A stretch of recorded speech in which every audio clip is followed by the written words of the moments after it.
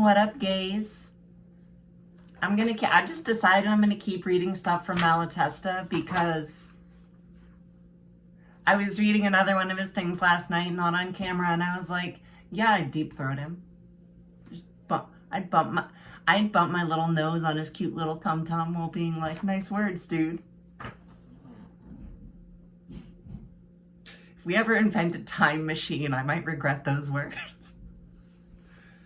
All right, this one's called Communism and Individualism, written by Errico Malatesta on April 1926. And I think that he's addressing other writers and written things in his current European milieu. And it opens. In his recent article, Net Lao states that the reason, or at least one of the reasons why, after so many years of propaganda, struggle, and sacrifices, anarchism has still not managed to attract the great mass of the people and inspire them to revolt, lies in the fact that the anarchists of the two schools of communism and individualism have each set out their own economic theory as the only solution to the social problem and have not, as a result, succeeded in persuading people that their ideas can be realized. I really believe that the essential reason for our lack of success is that given the present environment, given that is the material and moral conditions of the mass of the workers and those who, though not workers producing goods, are victims of the same social structure, our propaganda can only have limited scope and none whatsoever in some wretched areas and among those strata of the population that live in the greatest physical and moral misery. And I believe that only when the situation changes and becomes more favorable to us, something which could happen particularly in revolutionary times and through our own efforts, will our ideas win over an increasing number of people and increase the possibility of our putting them into practice. The division between communists and individualists has little to do with it, since this really only interests those who are already anarchists and the small minority of potential anarchists. That's facts, man. I do think it's interesting what he says about how propaganda struggles to reach people who are suffering the most. There's a comic that went around or goes around occasionally where it's class struggle, I can't worry about class struggle, I have to feed my kids. Unions, I can't worry about unions. I need to make sure my kids get to school. I have to get this fucking medication. I can barely get out of bed, motherfucker. I got these 80-hour work weeks. I'm falling asleep at the wheel. Don't drive sleepy, but and that's real. That shit's super fucking real. It is. I have this immense privilege to be able to sit here and read essays on a fucking phone every day, and a lot of people and myself in previous years just literally wouldn't have the time or energy to do that. It's hard. So if you're one of those people who has to drive to fucking work all the time, I hope me reading to you and all my glorious commentary is helpful. But it nevertheless is true that the polemics between individualists and communists have often absorbed much of our energy. Oh man. They have prevented, even when it was possible, the development of a frank and fraternal collaboration between all anarchists and have held at bay many who, had we been united, would have been attracted by our passion for liberty. Net Lao, therefore, does well to preach harmony and to show that for real freedom, that is anarchy, to exist, there has to be the possibility of choice, and that everyone can arrange their lives to suit themselves, whether on communist or individualist lines, or some mixture of both. I think it was either right around this time or shortly after that the whole anarchism without adjectives thing was being pushed by some people, and I vibe with it. I identify more strongly as an anarchist than an anarcho, whatever the fuck, even though I'm basically an ancom, but I think internally, I don't think, ancom, I think anarchy, autonomy, egalitarianism.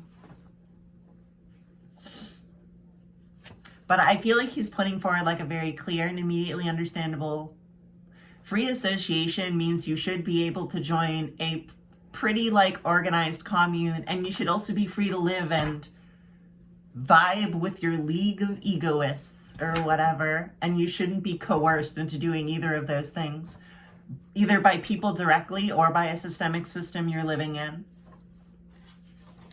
But Netlao is mistaken, in my view, to believe that the differences among anarchists who call themselves communists and those calling themselves individualists is really based on the idea that each has of economic life, production, and distribution in an anarchist society.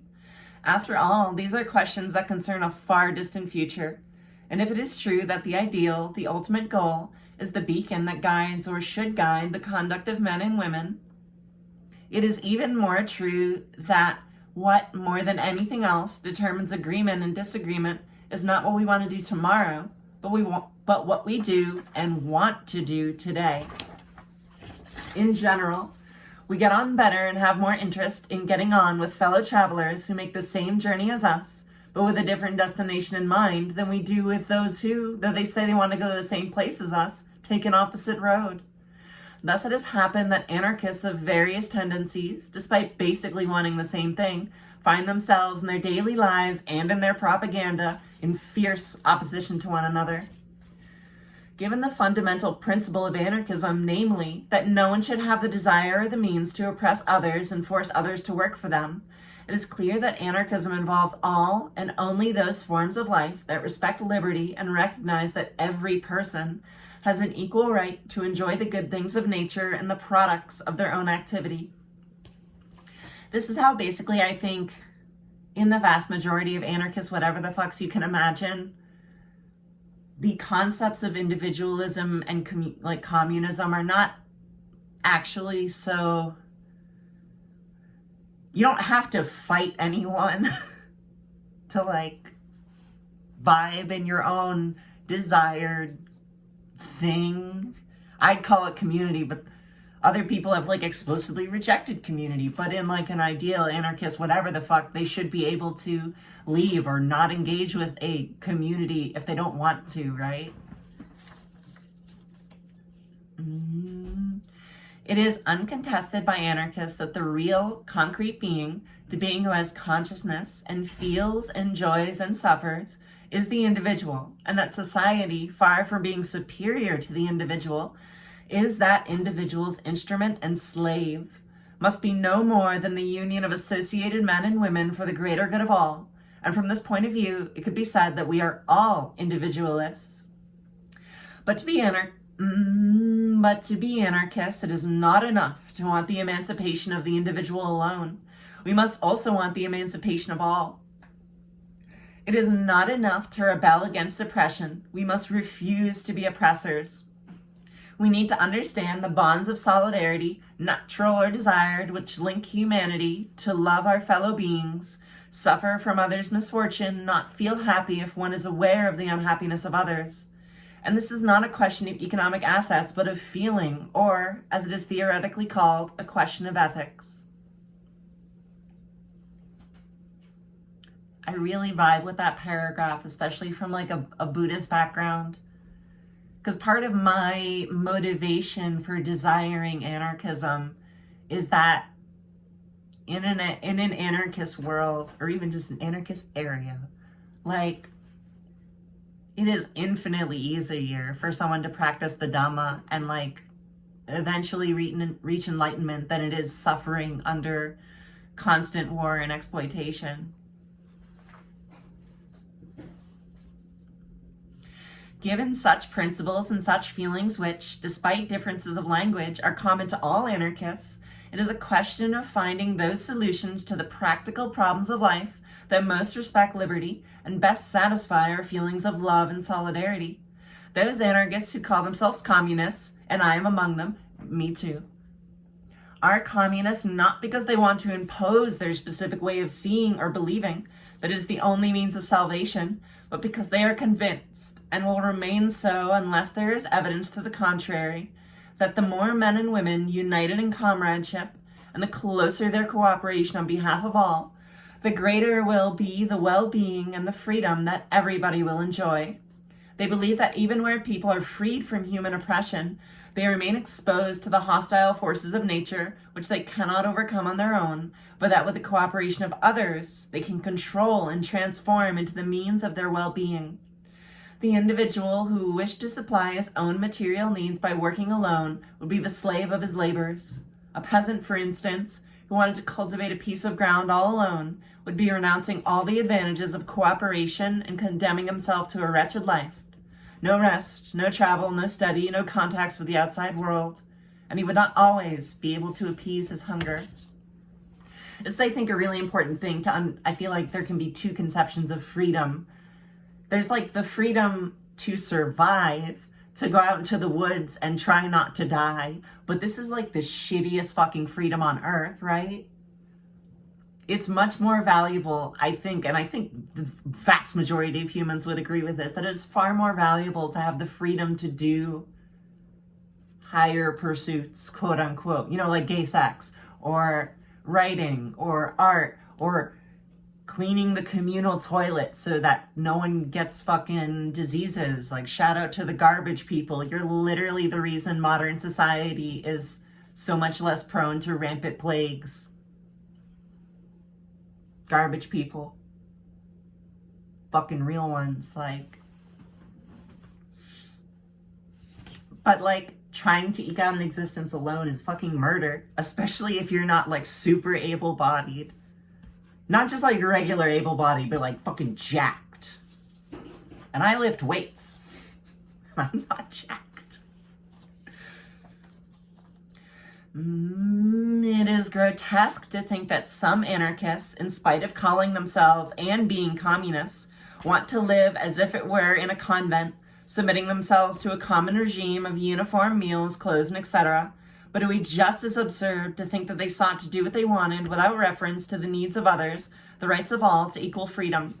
Everyone knows, for instance, that Kropotkin, one of the most passionate and elegant propagators of the communist view, my boy, was at the same time a great apostle of individual independence, with a passionate desire for everyone to be able to freely develop and satisfy their own artistic needs, devote themselves to scientific research, find a means of harmoniously uniting manual and intellectual labor so that human beings could become so in the most elevated sense of the word.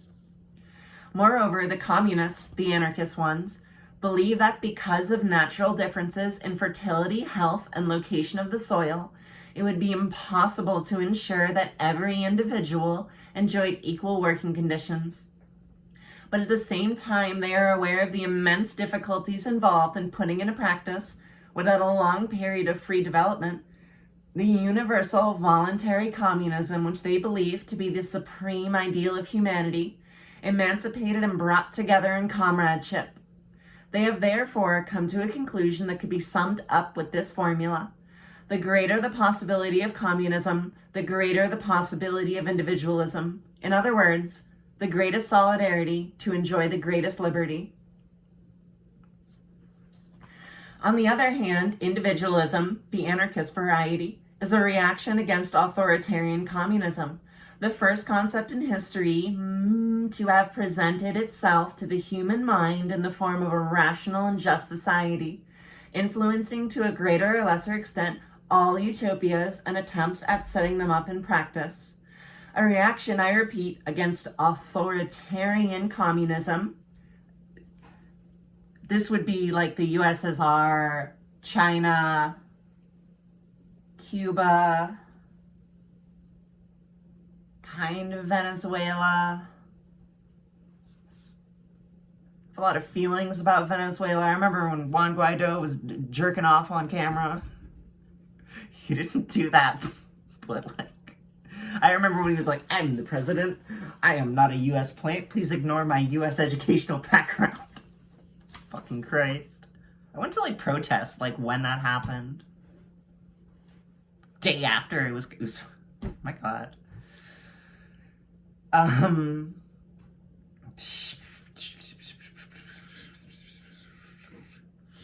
A reaction, I repeat, against authoritarian communism, which, in the name of equality, obstructs and almost destroys the human personality. The individualists give the greatest importance to an abstract concept of freedom and fail to take into account or dwell on the fact that real, concrete freedom is the outcome of solidarity and voluntary cooperation.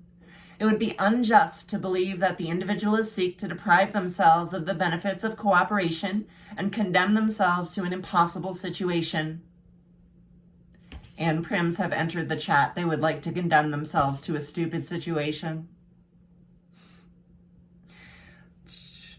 They certainly believe that to work in isolation is fruitless, and that an individual, to ensure a living as a human being and to materially and morally enjoy all benefits of civilization, must either exploit, directly or indirectly, the labor of others and wax fat on the misery of the workers, or associate with his fellows and share with them the pains and joys of life. And since being anarchists, they cannot allow the exploitation of one by another, they must necessarily agree that to be free and to live as human beings, they have to accept some degree and some form of voluntary communism. I think I don't want to say he's reaching, because I agree with him, but also I've not seen individualists or egoist anarchists use those terms, and I feel like they'd be irritated. Stirner advocates for what he calls unions or leagues of egoists. I've heard other people advocate not for community or organizations, but for close friends. But the thing he's poking at, basically, that it's like anarcho-individualism is not living alone in the woods with you and your Bowie knife. It's still working with other human beings. We're social animals. That's how human work. In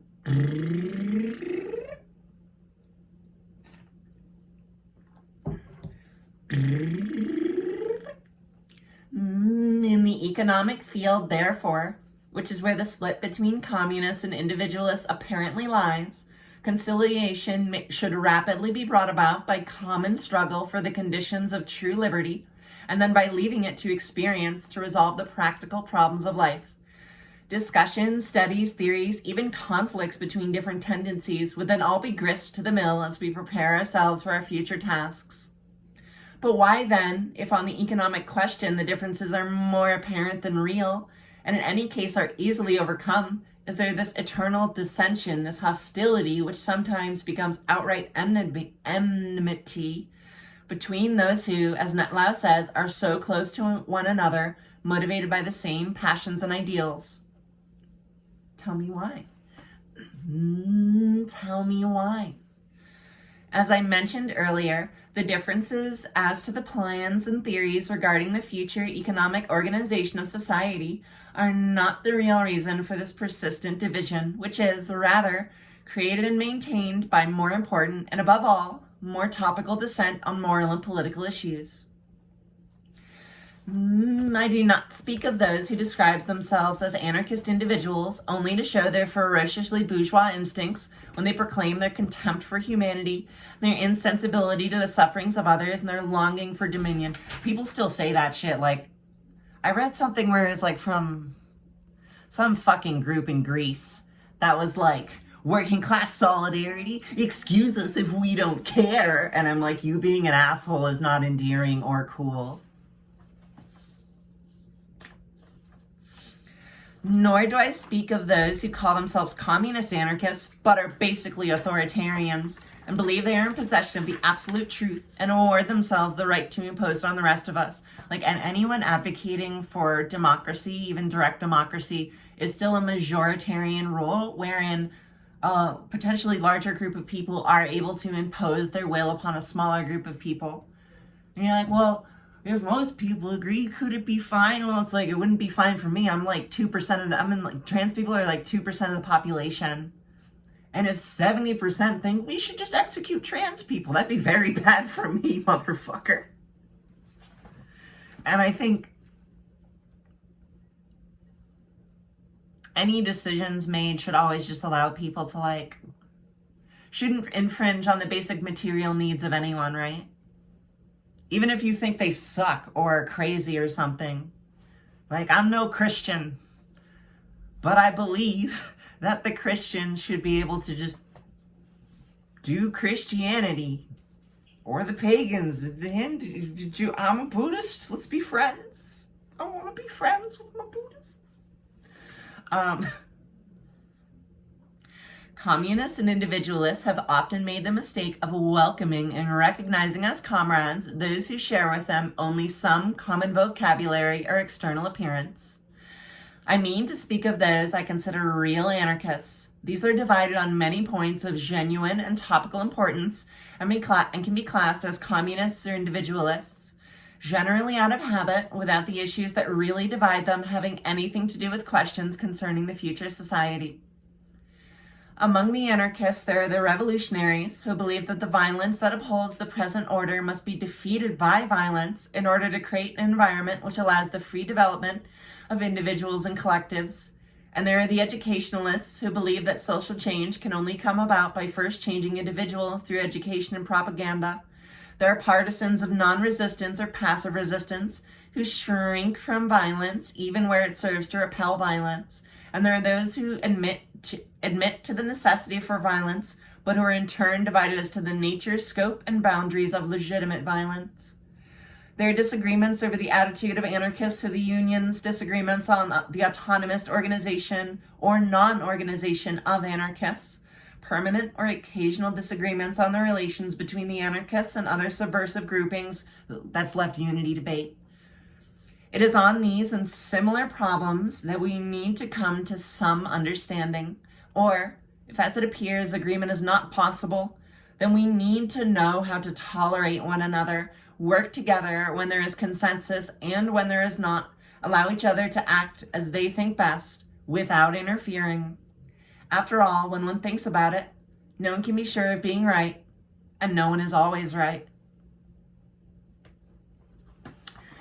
I really liked this a lot, and it makes me think of a concept I've had in my head for many years now that I call like situational unity, where it's like, there's a picket line, right? I am for the improvement of working conditions today in the right now. And even though many people in the union or many people on the picket line may not be avowed anarcho-syndicalists or whatever, some of them might be fucking Marxist-Leninists, fucking tankies. But in terms of the specific action and the like specific goal of upholding a picket line, I don't think there's any good reason we can't, at a minimum, just like stand there, say the union chants, make sure people don't go into the business. Like we don't have to agree on that much theory in order to have solidarity together around a bunch of things. You know, maybe you don't have to go to other people's fucking orgs or suck their dick or whatever, unless you want to, but like, we can show up for one another without it meaning you're getting married to them. But also, I think when you're doing that, you can't be preachy, right? Like, every time there's a fucking vaguely leftist event, I swear to fucking God, the PSL and, like, the socialist shit-ternative show up with, like, folding tables, their own signs with their own logo fucking branded on it, and it's like, I get you want to shill for your stupid thing. It's so fucking dumb, but, like, have solidarity with what the action is and don't try to step over it. I went to like a black trans like resistance march, and the PSL were like, we are totally, they weren't leading it, but they acted like they were and tried to draw people into their org because of that in a way that I think was actually overshadowing like the death of black trans people, which is what the whole thing was fucking about anyway. Had some bad experiences with the PSL. All right. Just so you know, this article we just read was a comment on an article by Max Nettlau, who was born in 1865 and died 1944 and is an Australian anarchist historian. All right. Have a good one. Eat bread. Bread's good. We like bread. Carbohydrates, food for the people.